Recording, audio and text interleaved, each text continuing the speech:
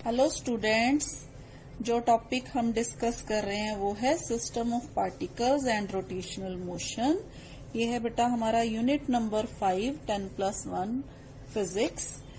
तो last lecture में हम टॉर्क के बारे में डिस्कस कर रहे थे, जिसमें हमने पढ़ा कि टॉर्क जो होती है बेटा वो फोर्स इनटू परपेंडिकुलर डिस्टेंस जो होता है उसके बराबर होती है। यानी कि हमने देखा कि अगर हमने किसी बॉडी पे, मान लीजिए ये कोई बॉडी है, इसको हमने अगर लीनियरली इसमें एक्सेलरेशन प्रोड्यूस करनी है, इसको एक स्थान से दूसरे स्थान तक लेके जाना है, तो हमें क्या करना पड़ेगा, यहाँ पे फोर्स अप्लाई करनी पड़ेगी। ठीक है। बट बेटा अगर हमारे पास कोई ऐसा ऑब्जेक्ट हो जिसका एक्सिस फिक्स हो और वो जो ऑब्जेक्ट है उसको हमने एक्सिस के आसपास रोटेट करवाना हो, तो हम क्या करते हैं बेटा, हम जो फोर्स अप्लाई करते हैं इसको रोटेट करवाने के लिए एक्सिस के आसपास, उसको हम बोलते हैं बेटा टॉर्क। तो सेम इसी तरह से बेटा हमने जब लीनियर मोशन की बात की तो हमने एक कंसेप्ट किया था linear momentum, which is equal to mass into velocity. अब बेटा जो लीनियर मोशन होती है उस पे तो लीनियर मोमेंटम जो है वो अप्लाई करते हैं, लेकिन इसी तरह से अगर हमारे पास कोई रोटेशनल मोशन है तो इससे मिलता जुलता जो हम कंसेप्ट है या वर्ड है यूज करेंगे, वो हम करेंगे बेटा एंगुलर मोमेंटम। ठीक है। तो आज हम जो पढ़ने जा रहे हैं बेटा वो हमारा टॉपिक है एंगुलर मोमेंटम के बारे में। तो शुरू करते हैं हम एंगुलर मोमेंटम।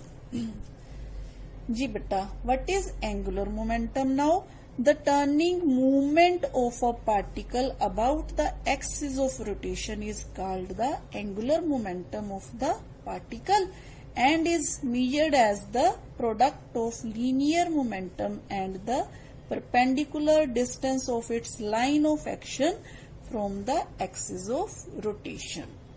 और इसको हम लिखते हैं बेटा कैपिटल एल से। thus हमारे पास एंगुलर मोमेंटम है, जो उसके लिए फॉर्मूला क्या है, angular momentum is equal to linear momentum into perpendicular distance. और परपेंडिकुलर डिस्टेंस किसका, हमने अभी कहा है कि perpendicular distance of its line of action from the axis of rotation. और इस डिस्टेंस को हम मूवमेंट आर्म भी बोलते हैं। ये हमने टॉर्क वाले टॉपिक में भी पढ़ा कि मूवमेंट आर्म क्या होती है। जी बेटा, अब हम ये भी देख लेते हैं कि यूनिट्स क्या बनते हैं इसके। SI unit of angular momentum,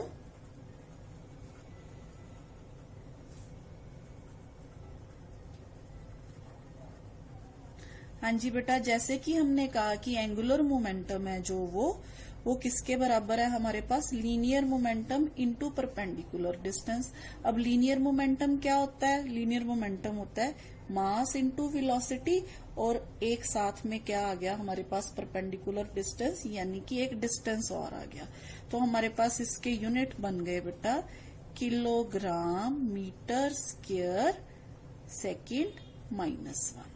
ये है बेटा ऐसे यूनिट्स ऑफ एंगुलर मोमेंटम। इसी तरह से एंगुलर मोमेंटम का डायमेंशनल फॉर्मूला वो क्या हो गया बेटा हमारे पास, ml2t-1।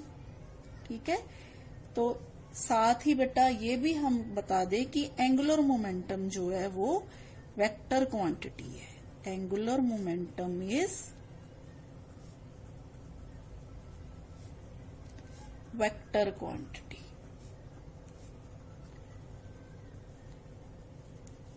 और बेटा इसकी डायरेक्शन भी सेम उसी तरह से पता करते हैं जैसे हम क्रॉस प्रोडक्ट में राइट हैंड कर्ल रूल या स्क्रू रूल से पता करते थे। ठीक है।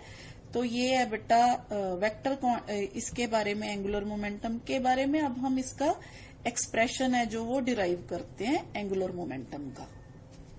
जी बेटा देखिए, हम डायरेक्शन कैसे पता करते हैं एंगुलर मोमेंटम की। मान लीजिए हमारे पास यहाँ कोई पार्टिकल पड़ा है प्लेन में जिसका पोजीशन वेक्टर r है यहाँ सेंटर से, ठीक है, और ये m मास है इस पार्टिकल का। मान लीजिए ये पार्टिकल जो है, suppose the particle has linear momentum p, और जो p की डायरेक्शन है वो ये है हमारे पास, ठीक है। तो अब हमने मान लिया कि जो p है वो r के साथ थीटा एंगल बना रहा है। r के साथ थीटा एंगल कैसे पता करेंगे बना रहा है, हम इसको आगे ले जाएंगे। मान लीजिए ये एंगल जो है वो थीटा है, ठीक है। तो ये वाले वेक्टर को एज इट इज मैं यहां से उठा के यहां पे रख देती हूँ, ठीक है। तो ये वाला वेक्टर ऐसे आ गया यहाँ पे, इसके पैरेलल बिल्कुल, वेक्टर p, ठीक है। अब हमारे पास r और p के बीच में जो एंगल है वो कितना है, थीटा है, हमने पहले ही बोल दिया। तो बेटा जब हम r से p की तरफ जाएंगे तो हमारा, अगर हम राइट हैंड कर्ल रूल लगाते हैं तो r से p की तरफ हम यहाँ ऐसे एंटी क्लॉकवाइज घूमते हैं, ठीक है। तो जब हम एंटी क्लॉकवाइज घूमते हैं तो डायरेक्शन ऑफ एंगुलर मोमेंटम की क्या होगी, फिर अपवर्ड होगी, ठीक है। तो इस तरह से हम एंगुलर मोमेंटम की डायरेक्शन है जो वो फाइंड आउट करते हैं। जिस तरह से हमने टॉर्क की डायरेक्शन फाइंड आउट की थी, सेम इसी वे से हम एंगुलर मोमेंटम की भी डायरेक्शन है जो वो फाइंड आउट करते हैं। नाउ बेटा हम कंसिडर कर लेते हैं एक पार्टिकल p है जिसका पोजीशन वेक्टर है जो वो r है, यहाँ पे पोजीशन वेक्टर r है, और ये पार्टिकल है जो थीटा एंगल बना रहा है, पोजीशन वेक्टर r है जो वो थीटा एंगल बना रहा है विद x एक्सिस, ठीक है। तो XY प्लेन में पार्टिकल है जो वो लाई कर रहा है, ठीक। तो हमने क्या कहा बेटा, पार्टिकल जो p है, मान लीजिए इसका लीनियर मोमेंटम जो है वो स्मॉल p है, और ये पार्टिकल है जो वो यहाँ पे एक्सिस है एक, जिसके आसपास ये क्या कर सकता है, रोटेट कर सकता है, जैसे हमने टॉर्क के केस में डिस्कस किया था। ये देखिए बेटा, यहाँ पे हमारे पास एक्सिस है और ये पार्टिकल है और ये पोजीशन वेक्टर है, ये पार्टिकल इस एक्सिस के आसपास फ्रीली जो क्या है रोटेट कर सकता है। देन बेटा हमारे पास एंगुलर मोमेंटम जो आएगा पार्टिकल का, angular momentum is equal to r cross p के बराबर होगा। अभी मैंने आपको बताया कि एंगुलर मोमेंटम जो होगा वो किसके बराबर होगा, cross product of r cross p, ठीक है। अब बेटा हम मान लेते हैं कि phi is the angle between vector p and r, यानी कि हमने जैसे p वेक्टर को, ये r वेक्टर है जो हमने इसको थोड़ा आगे को एक्सटेंड कर दिया ऐसे इसी डायरेक्शन में, तो ये जो एंगल बना बेटा ये है फाई हमारे पास, ठीक है। तो अगर ये एंगल फाई है तो मैं ये p को पीछे की तरफ एक्सटेंड कर दूंगी, सेम वैसे ही जैसे हमने टॉर्क में किया था, और यहाँ पे एक परपेंडिकुलर ड्रॉ कर दूंगी, ये 90 डिग्री है हमारे पास। तो बेटा ये जो डिस्टेंस है हमारे पास ON जो डिस्टेंस है वो किसके बराबर हो जाएगा, स्मॉल d मान लेते हैं हम इसको मूवमेंट आर्म या परपेंडिकुलर डिस्टेंस बोलते हैं, ठीक है। तो हमने मान लिया बेटा यहाँ पे if phi is the angle between the P and R, ठीक है। तो then magnitude of angular momentum क्या हो जाएगा, देन मैग्नीट्यूड ऑफ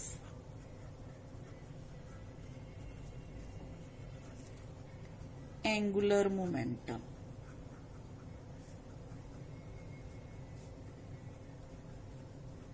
हाँ जी बेटा। अब मैग्नीट्यूड हम कैसे फाइंड आउट करते हैं, ये हमारे पास r क्रॉस p है, तो इसका हम क्या करेंगे बेटा, मैग्नीट्यूड कैसे निकालेंगे, L is equal to R P sine phi, क्योंकि अब हमें r और p के बीच में एंगल क्या है पता चल गया, तो हमने ये जो क्रॉस प्रोडक्ट है इसको क्या कर लिया, हमने सॉल्व कर लिया जैसे A cross B is equal to A B sine theta होता है, सेम ऐसे ही हमारे पास L is equal to R P sine phi के बराबर आ गया। ठीक है, और सेम इसी तरह से बेटा अगर हम इस ट्रायंगल से देखें, ONP ट्रायंगल से देखें हम, तो हमारे पास बेटा जो D की वैल्यू है वो D किसके बराबर आ जाएगा, R साइन फाई के बराबर आ जाएगा। ठीक है, तो यहां पे बेटा मेरे पास R साइन फाई है, तो मैं इसको ऐसे लिख सकती हूं, P into R sine phi. ठीक है, तो मेरे पास L की वैल्यू है वो किसके बराबर आ गई, P इंटू डी के बराबर। Again angular momentum is equal to linear momentum into perpendicular distance from axis of rotation. ठीक है, ये क्या हमारे पास लीनियर मोमेंटम है और ये क्या है हमारे पास परपेंडिकुलर डिस्टेंस जिसको हम बोलते हैं। ठीक है, ये क्या है linear momentum.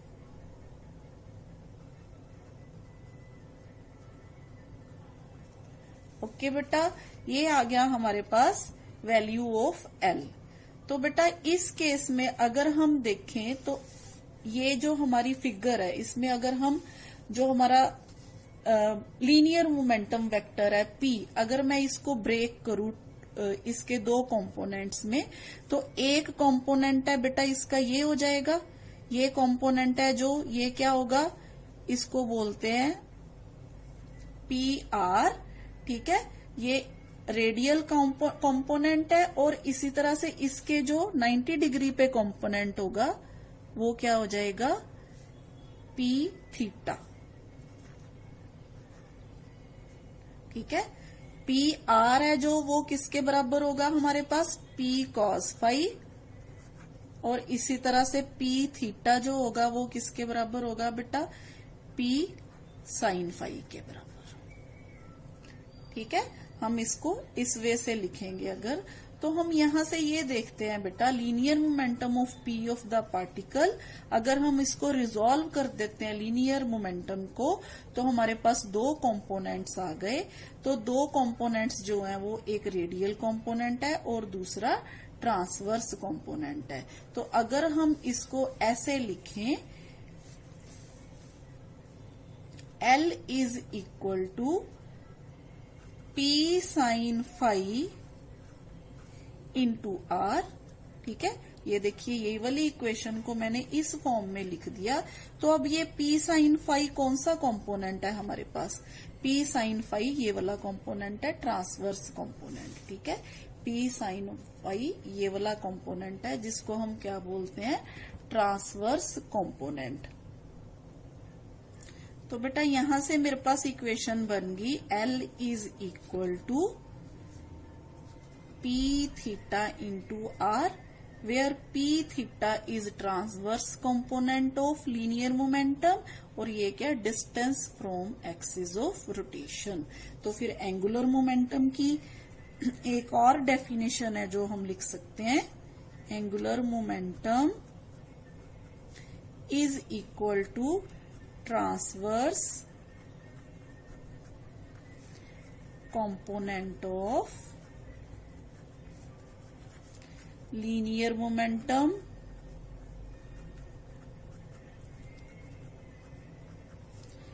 into distance from axis of rotation, axis of rotation।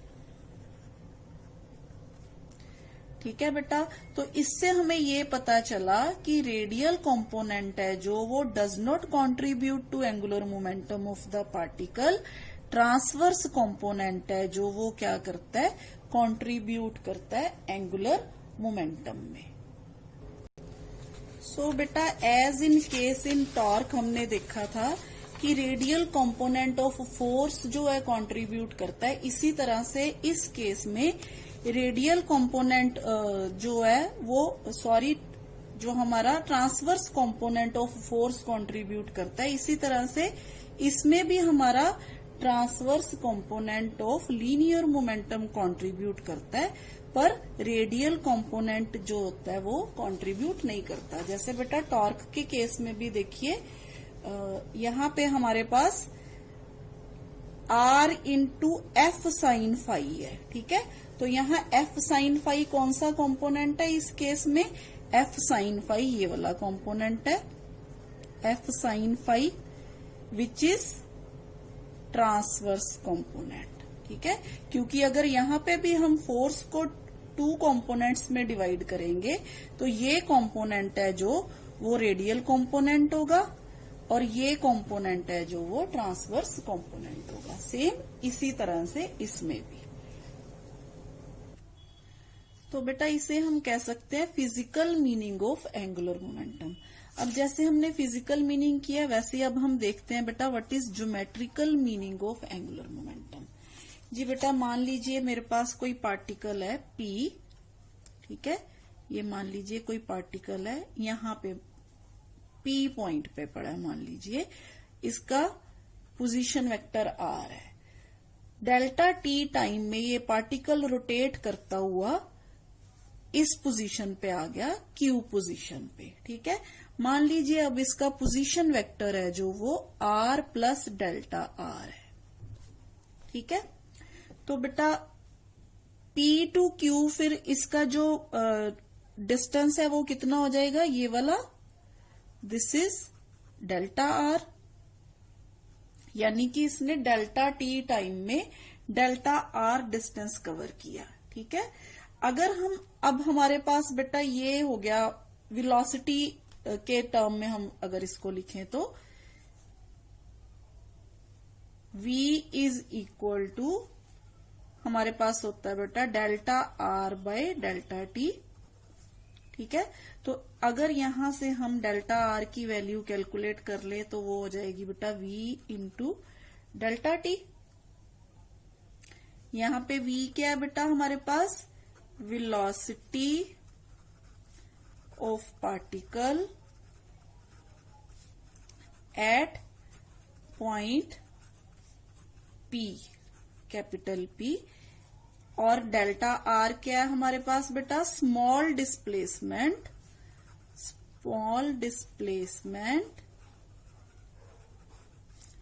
Of particle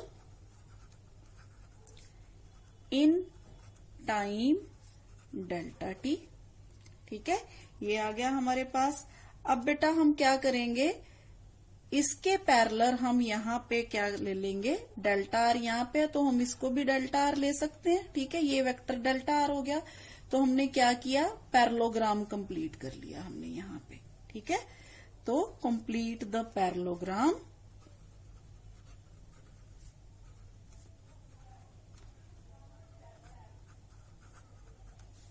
कौन सा पैरेललोग्राम हो गया बेटा, OPQ, यहां मान लेते हैं हम R, OPQR।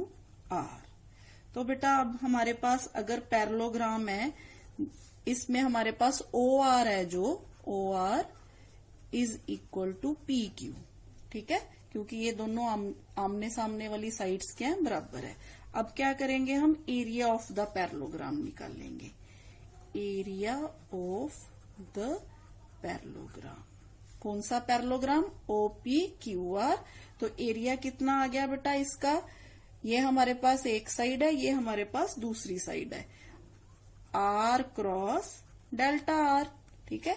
ये हमने उसमें क्रॉस प्रोडक्ट में भी किया हुआ है। तो अगर हम यहां से बेटा ये देखें डायगोनल, ये हमारा डायगोनल है पैरेललोग्राम का, तो ये टू ट्रायंगल्स में जो है वो डिवाइड हो गया। अगर हम इसमें से इस ट्रायंगल का एरिया देखें, ठीक है, एरिया ऑफ ट्रायंगल कौन सा, OPQ, वो किसके बराबर हो जाएगा, इसका हाफ, यानी कि R क्रॉस डेल्टा R। अब हम डेल्टा R की वैल्यू जो वो इसमें पुट कर देते हैं, half R cross V into delta T, ठीक है। अच्छा बेटा अब हम इसको इन टर्म्स ऑफ P लिखना चाहते हैं, लीनियर मोमेंटम की टर्म्स में लिखना चाहें तो हमें पता है कि P is equal to M into V होता है।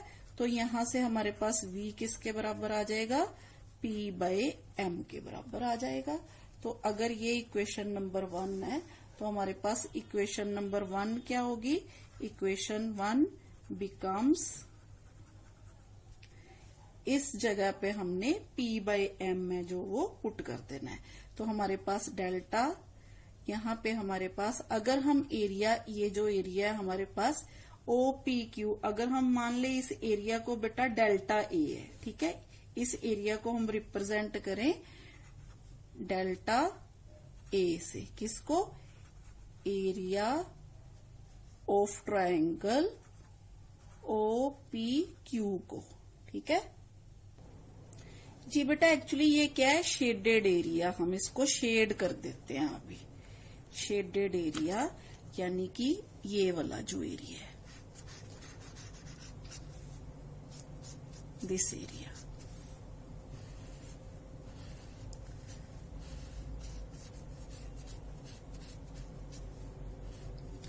जी बेटा, ये जो शेडेड एरिया है ना, इसको हम बोल देते हैं area swept by the position vector in time delta T, ठीक है। आर ने डेल्टा टी टाइम में पी से क्यू चला गया, ठीक है, तो आर के द्वारा डेल्टा टी टाइम में जो एरिया स्वेप्ट किया गया उसको क्या बोलते हैं हम? डेल्टा ए, ठीक है। तो हम डेल्टा ए जो है उसको लिख देते हैं shaded area which is area swept by the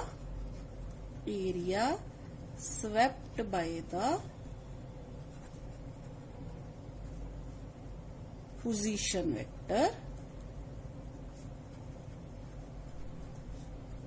in delta T, ठीक है, इन टाइम डेल्टा टी। तो ये हो गया हमारे पास। तो डेल्टा ए हमारे पास अगर हम लिखेंगे फिर तो डेल्टा ए, जी बेटा, delta A is equal to 1/2, इस इक्वेशन को हमने ऐसे लिख लिया, आर क्रॉस, जो हमारे पास इक्वेशन आई बेटा, V इंटू डेल्टा टी, ठीक है, दिस इज डेल्टा ए। अच्छा बेटा, अब डेल्टा ए क्या है? ये हमारे पास आर क्रॉस डेल्टा आर की क्रॉस प्रोडक्ट है। तो according to right hand rule, अगर हम राइट हैंड रूल अप्लाई करें तो हमें पता है ये क्रॉस प्रोडक्ट में डेल्टा ए की डायरेक्शन क्या होगी? डेल्टा ए की डायरेक्शन जो होगी वो इस तरफ होगी, delta A, it is direction of delta A, ठीक है जी बेटा। अब हमने क्या करना है, इस इक्वेशन में delta A is equal to half R into ये जो V है हमने यहां से इस इक्वेशन में पुट कर देना है, ठीक है। तो हमारे पास आ गया बेटा यहाँ पे P/m इंटू डेल्टा टी, ठीक है।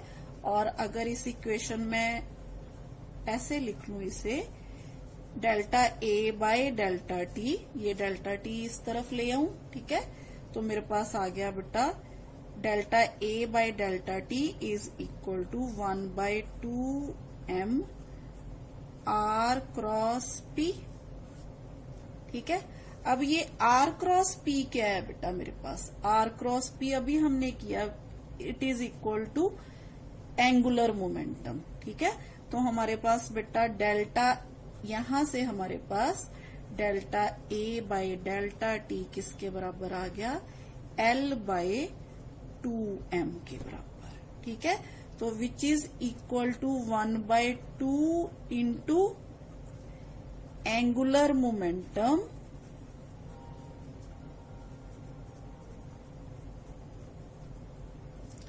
डिवाइडेड बाय, या इसको बोल देंगे per unit mass, per unit mass.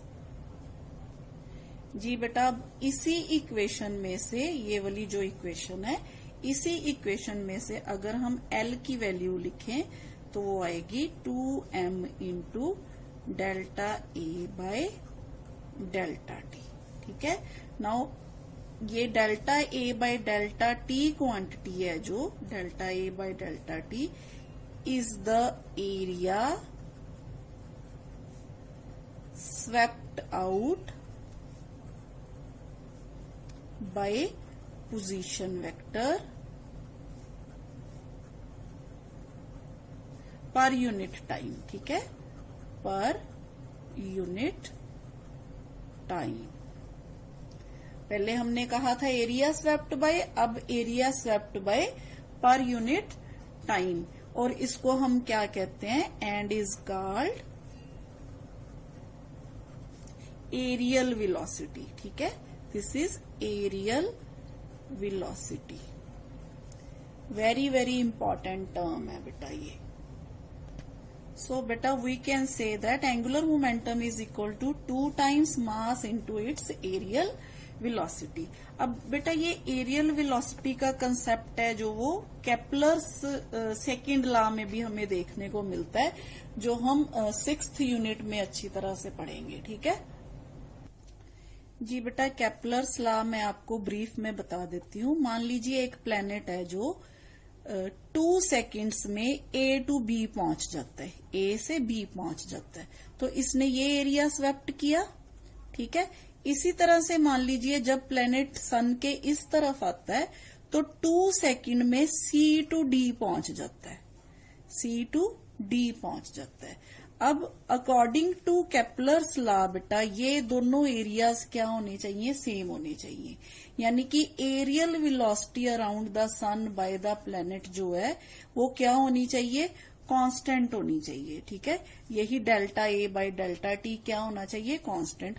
तो ये कांस्टेंट होगा। फिर अब इसका फिजिकल मीनिंग क्या है, इसका मतलब ये है बेटा, अब ध्यान से देखिए, जब प्लेनेट दूर होता है सन से तो ए टू बी जाना है उसने, ये डिस्टेंस है जो इस डिस्टेंस से काफी कम है, यानी कि सी डी जो है ग्रेटर देन है ए बी, पर दोनों डिस्टेंस 2 सेकेंड्स में ही पूरे करने हैं। तो यहाँ पे क्या उसके पास 2 सेकेंड्स हैं ए टू बी जाने के लिए, और यहाँ पे भी सी से डी जाने के लिए भी उसके पास 2 सेकेंड्स है। तो क्या होगा फिर, जब प्लेनेट दूर होगा सन से तो वो स्लो स्पीड में जाएगा, तो यहाँ पे इसकी लीनियर वेलोसिटी जो है वो लीनियर वेलोसिटी क्या हो जाएगी, लेस होगी।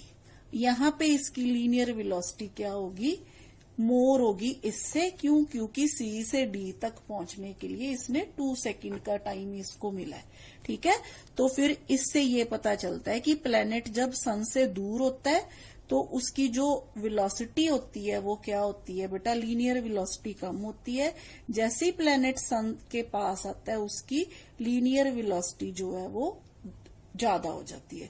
तो प्लेनेट की मूवमेंट इस तरह से होती है, यहाँ स्लो यहाँ फास्ट, यहाँ स्लो यहाँ फास्ट, इस तरह से यहाँ फास्ट। ठीक है जी बेटा, अब इसी तरह से जैसे हमने डेल्टा ए की डायरेक्शन फाइंड आउट की है, तो इसी तरह से हमारे पास जो एंगुलर मोमेंटम एल है उसकी डायरेक्शन भी यही होगी। ठीक है, 2m delta A by delta T के बराबर है जो quantity, that is angular momentum which is according to right hand curl rule और स्क्रू रूल। इसकी डायरेक्शन भी किस तरफ होगी, टुवर्ड्स द जेड एक्सिस। तो ये था बेटा एंगुलर मोमेंटम। आज के लिए इतना ही बेटा, थैंक यू।